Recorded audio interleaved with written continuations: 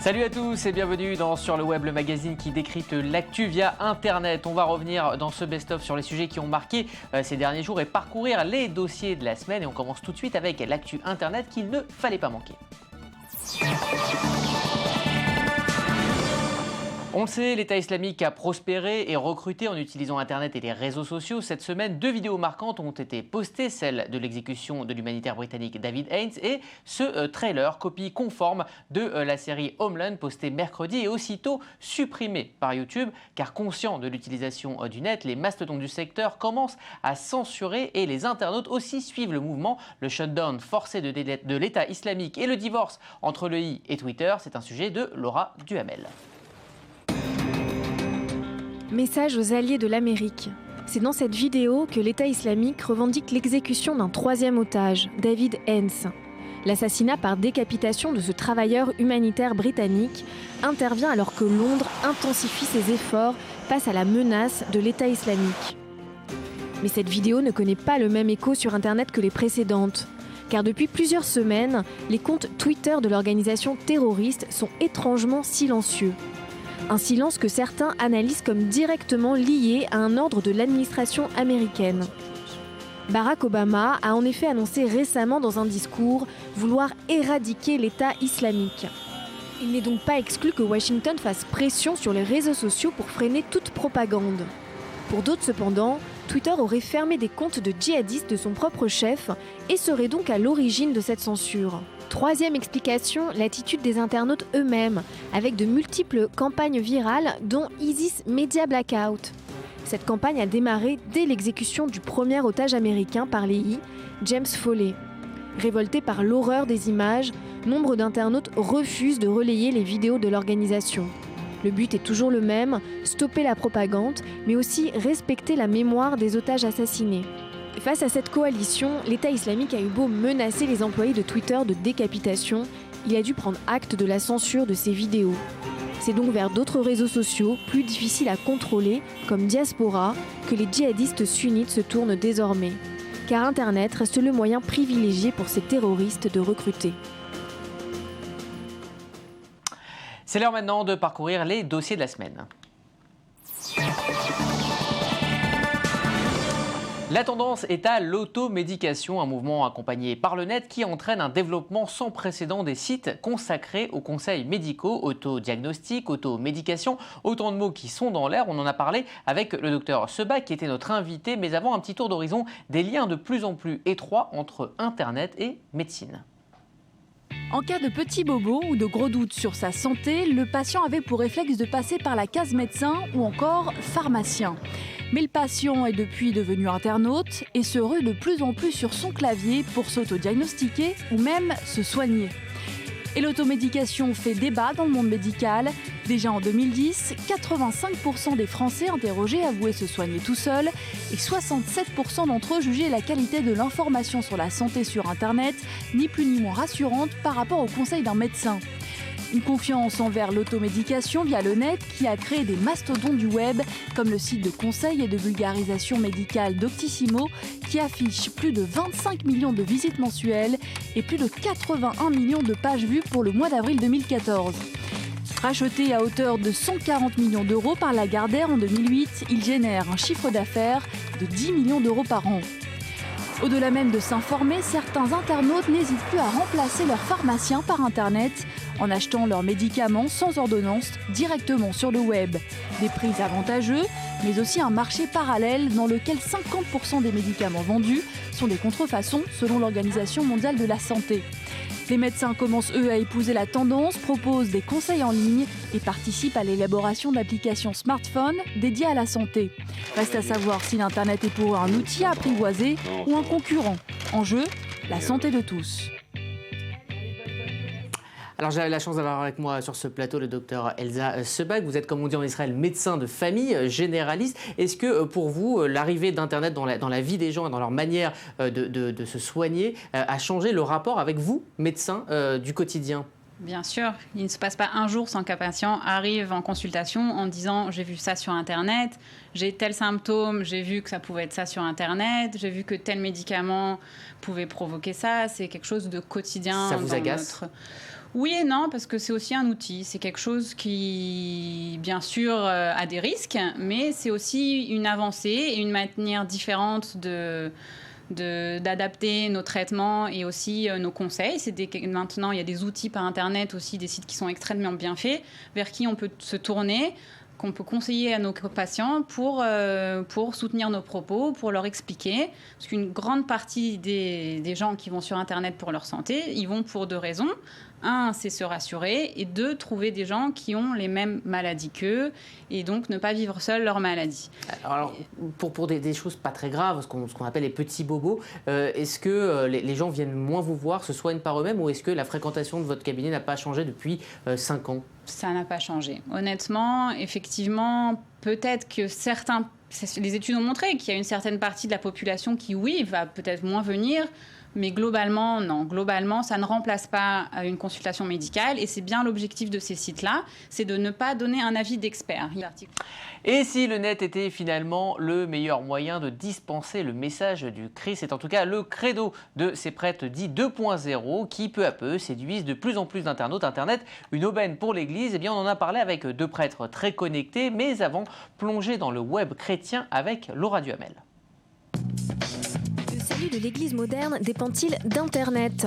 En tout cas, le pape François en personne est le premier à donner l'exemple. Avec près de 10 millions de followers sur Twitter et de visiteurs chaque mois sur le site officiel du Vatican, le ton est donné. Un succès médiatique dont peu de leaders peuvent se prévaloir dans ce bas monde et dont l'origine remonte au pontificat de Benoît XVI. Et un succès qui inspire et qui irradie la communauté chrétienne dans son ensemble. Car aujourd'hui, nombreux sont les religieux, prêtres ou même les évêques qui prêchent la bonne parole 2.0. En France, Monseigneur Hervé Giraud est la star incontestée des tweetomélies. Depuis janvier 2011, il tweete chaque soir des homélies sur le réseau social. Et ses commentaires de l'évangile de 140 caractères séduisent bien plus que de longs discours dans une église. Un autre cybercuré, l'abbé Grosjean, peut lui se targuer de 22 000 followers sur Twitter. Avec 2 autres jeunes prêtres, il co-anime le Padre Blog, un blog engagé qui revendique un catholicisme décomplexé et rigoureux. Et cette évangélisation par le web gagne jusqu'aux applis. Le portail Théobule s'adresse par exemple aux plus jeunes et diffuse un catéchèse imagé pour tablettes et smartphones. Internet serait donc en passe de révolutionner une église qu'on croyait en perte de vitesse en France et en Europe. Le web ou un nouvel espace de communion et de dialogue entre individus. Mais seul l'avenir dira si des sacrements seront un jour pratiqués via nos ordinateurs. Et Monseigneur Hervé Giraud nous fait l'amitié d'être avec nous via Skype. Alors, vous êtes l'auteur de ce qu'on appelle désormais les tweetomélies. Vous postez chaque soir depuis janvier 2011 donc des homélies calibrées pour Twitter, c'est-à-dire en 140 caractères maximum. Alors, ma première question, c'est de vous demander si finalement le message du Christ était déjà compatible avec Twitter ou est-ce que vous avez dû adapter votre discours à Internet ? Il est vrai que le Christ, lors de sa vie publique, avait aussi le don des formules courtes.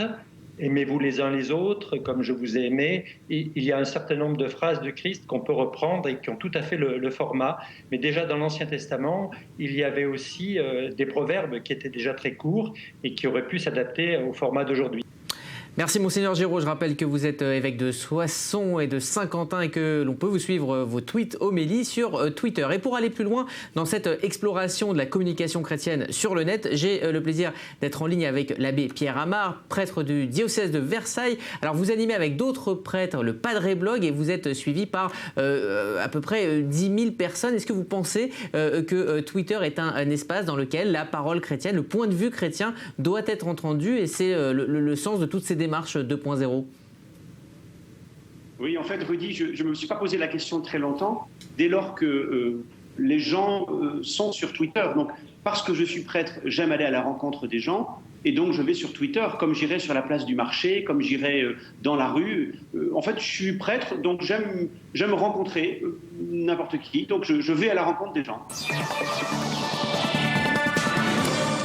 On en parle comme la prochaine révolution, mais quelles sont les innovations et les questions qu'amène l'impression en 3D? Alors qu'une voiture vient d'être imprimée, on va poser toutes les questions à notre invité Jérémy Brabé, mais on avait fait aussi un tour d'horizon sur toutes les questions que pose l'impression 3D avec ce sujet de Joseph Emmanuel. L'imprimante 3D est-elle réellement la révolution technologique que l'on nous promet ? Qu'elle occupe le volume d'un four ou celui d'une chambre, elle imprime, fabrique, assemble et offre une infinité de possibilités. Pour ce faire, il faut un plan, qui n'est autre qu'un fichier 3D, le plus souvent téléchargeable sur Internet. Et des milliers de modèles ont déjà été disponibles. Derrière chaque objet, un créateur. Ainsi, l'impression 3D permettrait aux objets de voyager en ligne droite du créateur à l'utilisateur. Mais alors, que peut-on imprimer ? En théorie, tout. Mais une fois lancée la première impression, l'échec peut être au rendez-vous. Néanmoins, certains progrès fulgurants ont été accomplis. En Chine, une société a réussi l'exploit d'imprimer 10 maisons en moins de 24 heures. Exploit miniature en revanche à Limoges, où la coopération entre le centre hospitalier universitaire et une entreprise d'impression 3D a permis la création d'une nouvelle génération de prothèses crâniennes. On arriverait donc à tout imprimer en 3D. Alors la question qui se posait dès les premières versions d'essai se pose toujours. Où sont les limites ? Est-il par exemple possible d'imprimer une arme à feu ? La réponse est oui, mais le risque reste mesuré tant que les modèles imprimés restent peu fiables. En posant des questions d'éthique, de technique ou de copyright, l'impression 3D pourrait bouleverser tout un modèle de société.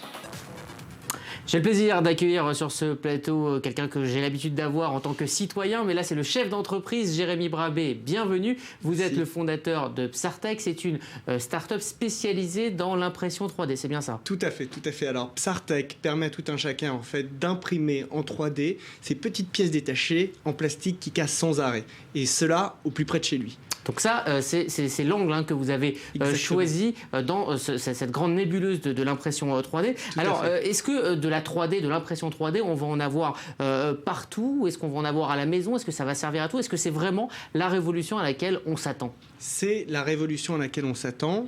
Et si on parle de maison, etc., il est probable que dans le moyen long terme, chacun aura une imprimante chez lui. Mais ce sera une imprimante de la même manière que les imprimantes papier. Aujourd'hui, il y a des imprimantes qui sont à la maison, qui peuvent faire des choses basiques, et les imprimantes du quartier, du print shop, qui font les grandes impressions ou les impressions de très, très haute qualité. Donc on fera des choses basiques à la maison, et après dans des lieux communs, des choses beaucoup plus complexes. Alors on dit que ça va changer le monde. En quoi ça va changer le monde? Quelles seront vraiment les applications au quotidien de l'impression 3D dans quelques années? L'impression 3D va changer le monde de la même manière qu'Internet a changé le monde. C'est-à-dire que Internet a donné à tout un chacun accès à l'information, où qu'il soit, à partir du moment où il est connecté à Internet. Et de la même manière, l'impression 3D va donner accès à chacun à la fabrication d'objets, où qu'il soit. Plus de problèmes de stock, plus de problèmes de logistique. Chacun va pouvoir bénéficier des dernières innovations et de produits pour répondre à ses besoins, peu importe où il se trouve. Et d'un point de vue éthique, le copyright, est-ce qu'on ne va pas pouvoir tout simplement pirater un modèle de voiture, etc. Alors ça va poser des problèmes. C'est un vrai risque. Et alors, je suis désolé de revenir à Psartech, mais Psartech, c'est justement l'un de nos angles, l'une de nos approches principales, c'est de permettre aux marques de protéger leur propriété intellectuelle. Parce que le risque, c'est que comme le MP3, il y ait des vols de propriété intellectuelle, et là, c'est l'ensemble de l'économie qui s'effondre. Allez, on passe tout de suite à l'œil du net pour finir. Alors que Stromae a annoncé suspendre sa carrière, d'autres gloires de notre enfance vivent leur après-carrière avec difficulté. C'est en tout cas le scénario de ce court-métrage viral aux 1,6 million de vues, signé du réalisateur Steve Cutts. Il met en scène des stars de dessins animés déchus dans leur vie d'après. Une jolie réflexion sur la célébrité, le temps qui passe, et le coup de cœur de la semaine de l'équipe de Sur le Web. We moved here in the early 90s, when Roger couldn't get any work in the city. We'd done our jobs, and that were it. We've forgotten about. Have you seen Fatal Attraction? Do you remember what happened to the bunny and that? He never does anything around the house. I can't clean it, gives me back. Lazy bastard. Washed up? Bloody chink. I'm not the only one who's been washed up. We're in it together, weren't we? Most of them had to get manual jobs around here when cartoon work dried up. That's just the way it is, isn't it? It's a tough old game, staying at top. Enjoy it while you can. It don't last forever. Who feeds their cat lasagna? Twisted bugger. Okay. Oh, come on. It was always going to end like this. Quit moving, would you? I'm moving.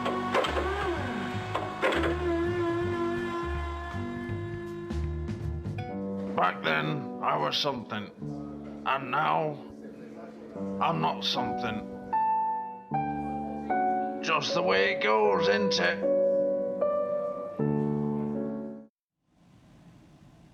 Voilà, c'est la fin de ce best-of de Sur le Web. Dès lundi soir, vous retrouverez Virginie Khalifa en pleine forme pour d'autres nouvelles venues du web. Et d'ici là, restez connectés.